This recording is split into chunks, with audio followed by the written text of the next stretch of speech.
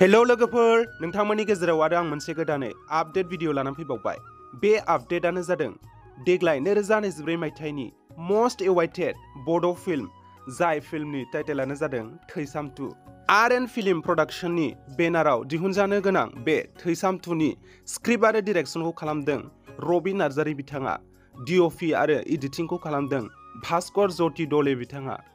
Action डिरेक्शनखौ खालामदों बिजु आरो बिपुल बिथांमोनहा। आरो नोंथांमोनहाथ' बे सावथुननि सोमोन्दै एसेब्लाबो खोनाखादोंमोन जानो हागौ।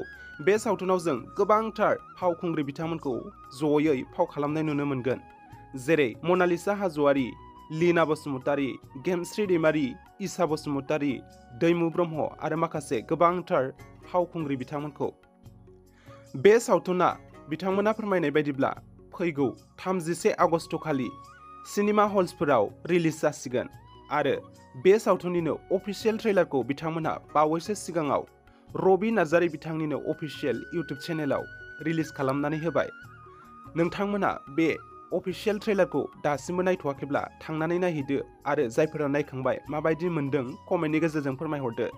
मिन्थिनो मोननाय बायदिब्ला बे सावथुना गोबांथार गिदिर बाजेटजों दिहुनजादों आरो बेजों लोगोसेनो जिहेतु बे थैसाम 2 सावथुना थैसाम मुभिनि सिक्वेल एबा नैथि खोन्दो, बिनि थाखायबो बे सावथुना स्पेसियेल एबा नायगिरिफोरनि गोसोखौ हांखुर खालामसिनदों। नोंथांमोनहा बे सावथुनखौ नायनो थाखाय थियारि जाखाबाय जानांगौ आरो नोंथांमोनहा बे सावथुनखौ फैगौ 30 आगस्टनिफ्राय नैबे स्क्रिनाव होनाय सिनेमा हल्सफोराव नुनो मोनसिगोन।